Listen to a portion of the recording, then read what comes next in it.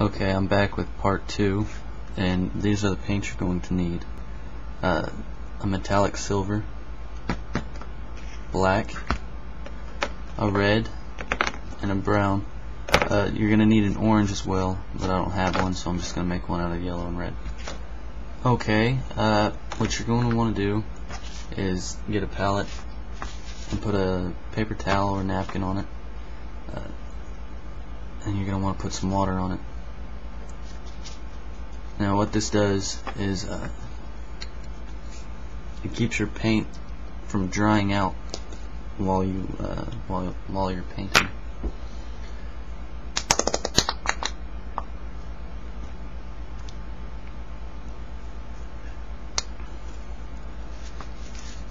You're going to want to take a black base color, otherwise your silver won't cover the film canister all that well because it's a see-through plastic, semi-see-through plastic.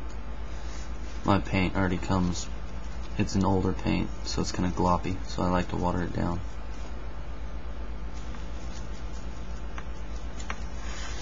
You're going to want to cover the entire film canister in black.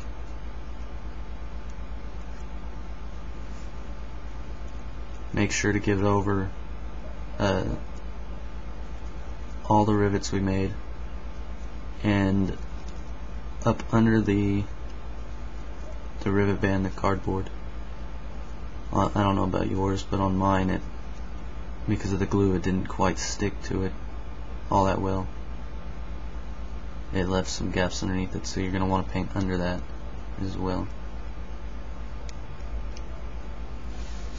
Okay, the black is dried, and so now you're going to want to take your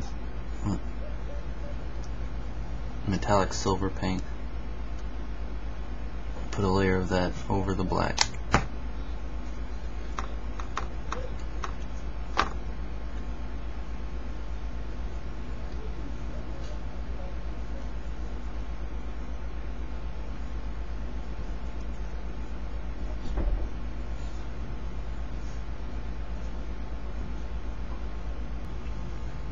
Okay, the silver's dried now.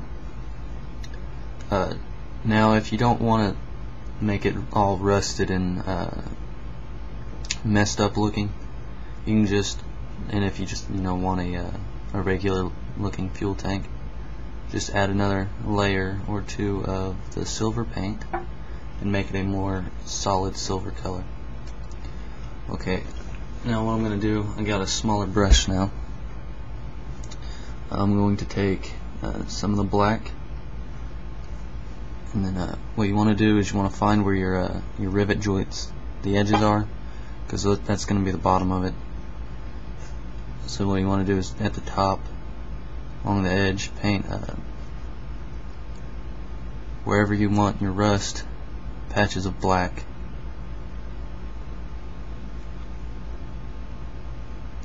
Because when you paint over, we're going to paint over this with a brown, and it'll give it a black edge to it to help it look more like rust.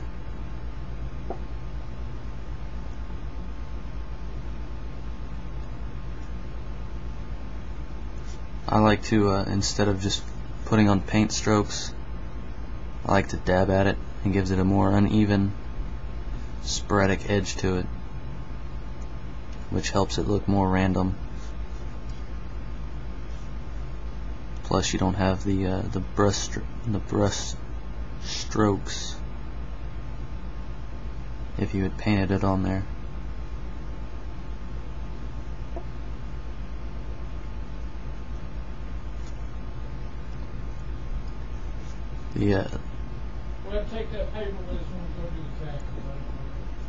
The rest will be more of a on the top where it gets more rain on it, but also it'll be along the sides of the rivet bands, because that's where water pools up and collects. So you're going to want to put rust there. Another major area would be under the rivets.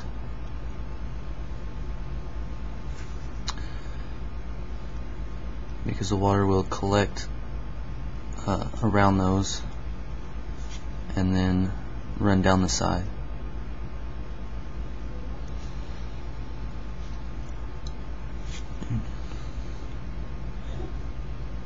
I'm going to speed this up here so that you don't have to sit here and watch me paint all this.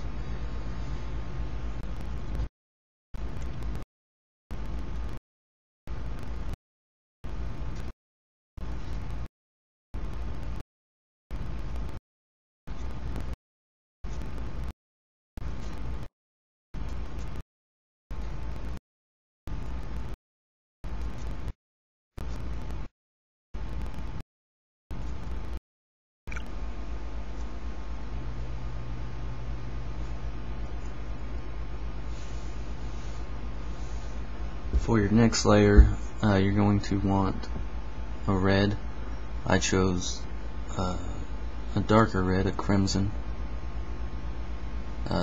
Just a cheap little acrylic. And you're going to want to paint over the black area, but leave a black edge.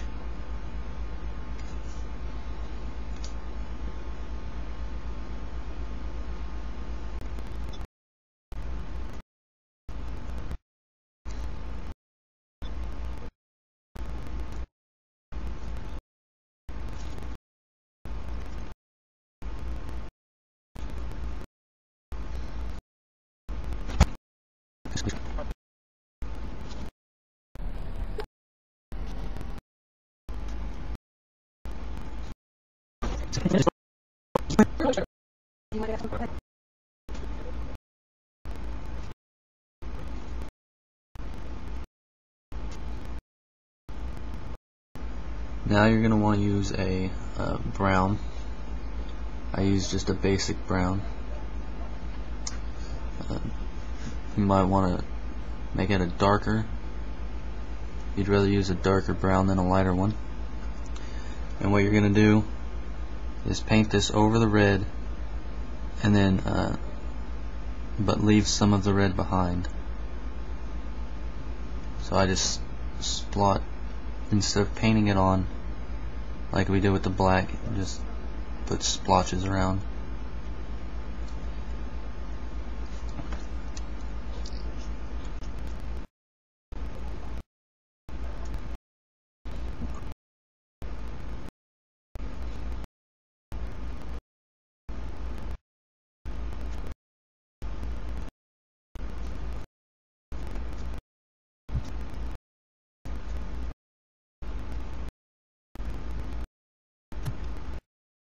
This last layer, we're going to need an orange.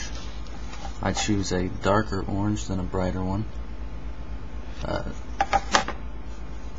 just so it doesn't stand out as much. What you're going to do is you want to do just light splotches in areas. You don't want to cover all of it. Just dots. It's just heavily rusted areas.